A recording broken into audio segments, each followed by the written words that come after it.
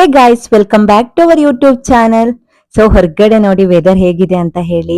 ಯಾಕಂತ ಹೇಳಿದ್ರೆ ಮಳೆ ಬರ್ತಾ ಇದೆ. ಇವತ್ತು ಮಹಾರಾಷ್ಟ್ರದಲ್ಲಿ ಸಮ್ಮರ್ ಅಲ್ಲಿ ಮೊದಲನೇ ಸಾರಿ ಬರ್ತಾ ಇರುವಂತಹ ಮಳೆ, ಜೊತೆಗೆ ಆನೆಕಲ್ ಕೂಡ ಬೀಳ್ತಾ ಇದೆ.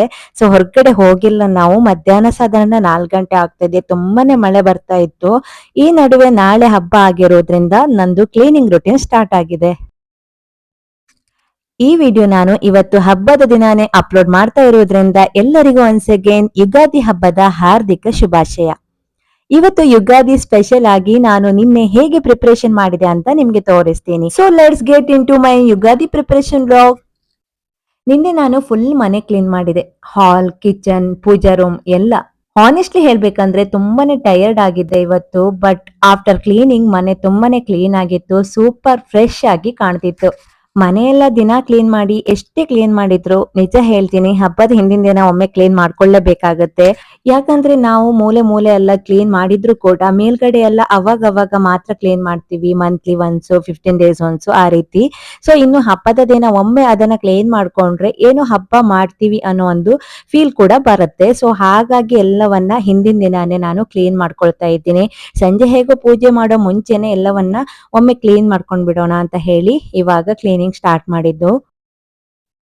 ವರ್ಷಕ್ಕೆ 2 ಯುಗಾದಿ ಬರುತ್ತೆ, ಚಾಂದ್ರಮಾನ ಮತ್ತೆ ಸೌರಮಾನ ಯುಗಾದಿ ಅಂತ ಹೇಳಿ. ಈ ಮೊದಲನೇ ಯುಗಾದಿ ನಮ್ಮ ಮಹಾರಾಷ್ಟ್ರದಲ್ಲಿ ಮೊದಲನೇ ವರ್ಷ ಅಂತ ಕೂಡ ಆಚರಣೆ ಮಾಡ್ತಾರೆ.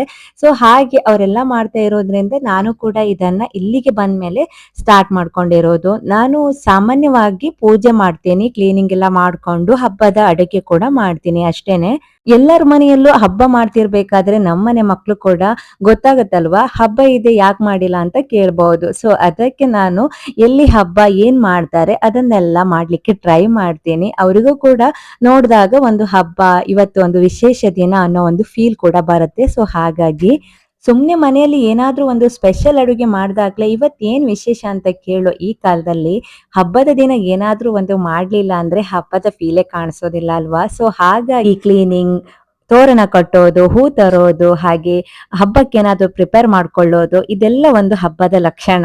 ಸೊ ಇನ್ನು ಮಳೆ ಬಂದಿರೋದ್ರಿಂದ ಹೊರಗಡೆ ಅಂತೂ ನೋಡ್ಬೇಕು, ಫುಲ್ಲು ಕೂಲ್ ಕೂಲ್. ಇಂಥ ಸಮ್ಮರ್ ಅಲ್ಲಿ ಈ ರೀತಿ ಕೂಲ್ ಕೂಲ್ ವೆದರ್ ನೋಡ್ಲಿಕ್ಕೆ ಎಷ್ಟು ಖುಷಿ ಆಗುತ್ತೆ ಗೊತ್ತಾ. ಆಗ್ಲೇ ರಾತ್ರಿ ಆಗ್ತಾ ಬಂತು. ಸೊ ಹಾಗೆ ನಾನು ನಾಳೆ ಬೆಳಿಗ್ಗೆ ಬೇಗ ಪೂಜೆ ಮಾಡ್ತೀನಿ ಅನ್ಕೊಂಡು ಎಲ್ಲವನ್ನ ರೆಡಿ ಮಾಡ್ಕೊಳ್ತಾ ಇದ್ದೀನಿ. ಸೊ ಎಲ್ಲ ರೆಡಿ ಮಾಡ್ಕೊಂಡ್ರೆ ಈಸಿ ಆಗ್ಬಿಡತ್ತೆ, ಜಾಸ್ತಿ ಟೈಮ್ ಕೂಡ ಹಿಡಿಯೋದಿಲ್ಲ. ಸೊ ಹಾಗಾಗಿ ನಾನಿಲ್ಲಿ ಸಾರಿ, ಬಳ್ಳಿ, ಇಯರಿಂಗ್ಸ್, ಮಕ್ಕಳಿಗೆ ಬಟ್ಟೆ ಎಲ್ಲವನ್ನ ಒಮ್ಮೆಲೆ ರೆಡಿ ಮಾಡಿ ಇಟ್ಟಿರ್ತೀನಿ. ಸೊ ಮಕ್ಕಳಿಗೂ ಕೂಡ ಖುಷಿ ಆಗತ್ತೆ, ಓಕೆ ನಾಳೆ ಹಬ್ಬ ಇದೆ, ಬೆಳಿಗ್ಗೆ ಬೇಗ ಸ್ನಾನ ಮಾಡಿ ರೆಡಿ ಆಗ್ಬಹುದು ಅಂತ ಅವರು ಕೂಡ ಫೀಲ್ ಮಾಡ್ತಾರೆ. ಸೊ ಹಾಗಾಗಿ ಇದಷ್ಟೇ ಅಲ್ಲ, ನಾನು ಎಲ್ಲಿ ಹೋಗೋದಾದ್ರೂ ಮುಂಚೆ ಅರ್ಧ ಗಂಟೆನೆ ಈ ರೀತಿ ಎಲ್ಲ ರೆಡಿ ಮಾಡಿ ಇಟ್ಟಿರ್ತೀನಿ. ಅವಾಗ ಈಸಿಯಾಗಿ ವಿಯರ್ ಮಾಡ್ಕೊಂಡು ಹೋಗ್ತಾ ಇರಬಹುದು. ಸೊ ಹಾಗೆ ಇಯರಿಂಗ್ಸ್ ಕೂಡ ರೆಡಿ ಮಾಡಿ ಇಟ್ಕೊಂಡಿದ್ದೆ. ಸೊ ಸುಮ್ನೆ ಮ್ಯಾಚಿಂಗ್ ಆಗಿ ಇರ್ಲಿ ಅಂತ ಹೇಳಿ ಒಂದು ಪೂಜೆ ಆದ್ಮೇಲೆ ಮತ್ತೆ ಅದನ್ನ ರಿಮೂವ್ ಮಾಡಿ ನಾರ್ಮಲ್ ರುಟೀನ್ಗೆ ಬರ್ತೀವಿ. ಸೊ ಇವಾಗ ಈವ್ನಿಂಗು ನಾನು ಸ್ವಲ್ಪ ಮಾವಿನ ಎಲೆ, ಹಾಗೆ ನಾಳೆ ಇಂಪಾರ್ಟೆಂಟ್ ಆಗಿ ಬೇಕಾಗಿರೋದು ಬೇವು. ಬೇವು ಕೂಡ ಸಿಗತ್ತೆ ಇಲ್ಲೇ ಹೊರಗಡೆನೆ, ಅದನ್ನು ಕೂಡ ತೆಗೆದುಕೊಂಡು ಬರೋಣ ಅಂತ ಹೇಳಿ ಹೊರಡ್ತಾ ಇದ್ದೀನಿ.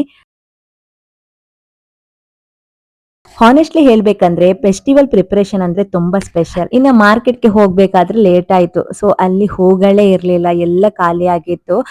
ಸೊ ಇನ್ನೇನಂತ ಹೇಳಿ ಸ್ವಲ್ಪ ಗೊಂಡೆ ಹೂವೆಲ್ಲ ಇತ್ತು, ಅದನ್ನೆಲ್ಲ ತೆಗೆದುಕೊಂಡು ಬಂದೆ. ಸ್ವಲ್ಪ ಹಣ್ಣು, ಹಾಗೆ ಬೇವು, ಮಾವಿನ ಎಲೆ ಇವೆಲ್ಲವನ್ನ ತೆಗೆದುಕೊಂಡು ಬಂದೆ.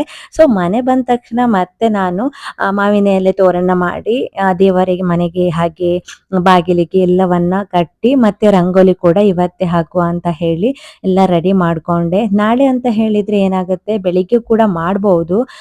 ಸೊ ಇವತ್ತೇ ಮಾಡ್ಕೊಂಡ್ರೆ ಇನ್ನು ಸ್ವಲ್ಪ ಈಸಿ ಆಗ್ಬಿಡತ್ತೆ, ಅಡುಗೆ ಕೂಡ ಇರುತ್ತೆ ಅಲ್ವಾ. ಸೊ ಹಾಗಾಗಿ ನಾನು ನಿಮ್ ಜೊತೆ ಈಗಾಗಲೇ ಡೈಲಿ ವ್ಲಾಗ್ ಅನ್ನ ಶೇರ್ ಮಾಡ್ತಾ ಇರೋದ್ರಿಂದ ನಾನು ಸಿಂಪಲ್ ರುಟೀನ್ ನಿಮ್ ಜೊತೆ ಶೇರ್ ಮಾಡ್ತೇನೆ, ಜಾಸ್ತಿ ಏನೂ ಇಲ್ಲ. ಸೊ ಇವತ್ತಿನ ಪ್ರಿಪ್ರೇಷನ್ ಕೂಡ ಅಷ್ಟೇ, ಜಾಸ್ತಿ ಏನೂ ಇಲ್ಲ. ಇದಾಗಿತ್ತು ನನ್ನ ಇವತ್ತಿನ ವ್ಲಾಗ್ ಅಂತ ಹೇಳ್ಬಹುದು. ಸೊ ಸಿಂಪಲ್ ರುಟೀನ್ ಆದ್ರೂ ಕೂಡ ನಿಮ್ ಜೊತೆ ಡೈಲಿ ವ್ಲಾಗ್ ಶೇರ್ ಮಾಡ್ಬೇಕು ಅನ್ನೋದು ನನ್ನ ಅನಿಸಿಕೆ. ನೋಡ್ತಾ ಇರೋರು ಯಾರಾದ್ರೂ ಸಬ್ಸ್ಕ್ರೈಬ್ ಮಾಡ್ಕೊಂಡಿಲ್ಲ ಅಂತ ಹೇಳಿದ್ರೆ ಸಬ್ಸ್ಕ್ರೈಬ್ ಮಾಡ್ಕೊಳ್ಳಿ. ಒಳ್ಳೊಳ್ಳೆ ವಿಡಿಯೋ ಜೊತೆ ನಾನು ಸಿಗ್ತಾ ಇರ್ತೀನಿ. ಜೊತೆಗೆ ನಿಮ್ಮ ಅನಿಸಿಕೆಯನ್ನ ವಿಡಿಯೋನ ಮಿಸ್ ಮಾಡದೆ ಕಮೆಂಟ್ ಬಾಕ್ಸಲ್ಲಿ ತಿಳಿಸಿ. ನಮಗೂ ಕೂಡ ಮೋಟಿವೇಟ್ ಬರುತ್ತೆ, ಮತ್ತೆ ಮತ್ತೆ ವ್ಲಾಗ್ ಮಾಡಬೇಕು ಅಂತ ಅನಿಸುತ್ತೆ. ಆದರೂ ಕೂಡ ನಾನು ವ್ಲಾಗ್ ಮಾಡೇ ಮಾಡ್ತೀನಿ. ಸೊ ನಾನು ಚಾಲೆಂಜ್ ಮಾಡ್ಕೊಂಡಿದ್ದೆ. ಸೊ ಡೈಲಿ ವ್ಲಾಗನ್ನು ನಿಮ್ಮ ಜೊತೆ 5 ಮಿನಿಟ್ ಆದರೂ ಕೂಡ ಶೇರ್ ಮಾಡಲೇಬೇಕು ಅಂತ ಹೇಳಿ. ಸೊ ಹಾಗಾಗಿ ಇವತ್ತು ಈವ್ನಿಂಗ್ ರುಟೀನ್ ಮಾತ್ರ ಶೇರ್ ಮಾಡ್ತಾ ಇದ್ದೀನಿ. ನಾಳೆ ನಿಮ್ಮ ಜೊತೆ ನಾನು ಫೆಸ್ಟಿವಲ್ ವ್ಲಾಗ್ ಕೂಡ ಶೇರ್ ಮಾಡ್ತೀನಿ. ಬಟ್ ಸಿಂಪಲ್ ಆಗಿ ಅದು ಕೂಡ 5ರಿಂದ 10 ನಿಮಿಷದಲ್ಲೇ ಇರುತ್ತೆ. ಏನು ಮಾಡಿದ್ದೀನಿ ಅನ್ನೋದನ್ನು ಮಾತ್ರ ಸಿಂಪಲ್ ಆಗಿ ಶೇರ್ ಮಾಡ್ತೀನಿ. ಮಿಸ್ ಮಾಡದೆ 5 ನಿಮಿಷ ಅಥವಾ 10 ನಿಮಿಷ ಟೈಮ್ ಕೊಡ್ತೀರಾ ಅಂತ ಭಾವಿಸ್ತೇನೆ.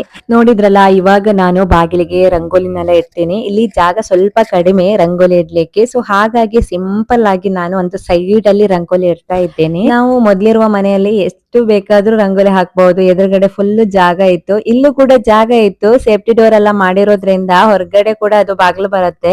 ಏನ್ ಮಾಡಿದ್ರು ಆಮೇಲೆ ಮೆಸ್ಸಿ ಆಗ್ಬಿಡತ್ತೆ. ಅದರ ಬದಲು ಈ ರೀತಿ ಸಿಂಪಲ್ ರಂಗೋಲಿ ಇಟ್ರೆ ನೋಡ್ಲಿಕ್ಕೂ ಕ್ಯೂಟ್ ಆಗಿರುತ್ತೆ, ಜೊತೆಗೆ ಜಾಸ್ತಿ ಮೆಸ್ಸಿ ಕೂಡ ಆಗೋದಿಲ್ಲ. ಸೊ ಹಾಗಾಗಿ ಸಿಂಪಲ್ ಆಗಿ ಯಾವಾಗ್ಲೂ ಫೆಸ್ಟಿವಲ್ಗೆ ಇದೇ ರೀತಿಯಾಗಿ ನಾನು ರಂಗೋಲಿ ಇಟ್ಬಿಡ್ತೀನಿ.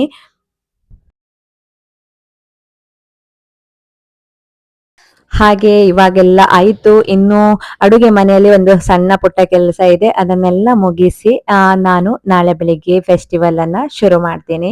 ಸೊ ಫೆಸ್ಟಿವಲ್ ಬ್ಲಾಗ್ ಆಗಿ ಕಾಯ್ತಾ ಇರಿ ಅಂತ ಹೇಳ್ತಾ ಇವತ್ತಿನ ಈ ಬ್ಲಾಗ್ ಇಲ್ಲಿಗೆ ಎಂಡ್ ಮಾಡ್ತೀನಿ. ನಾಳಿನ ವಿಡಿಯೋದಲ್ಲಿ ಮತ್ತೆ ಸಿಗೋಣವಾ?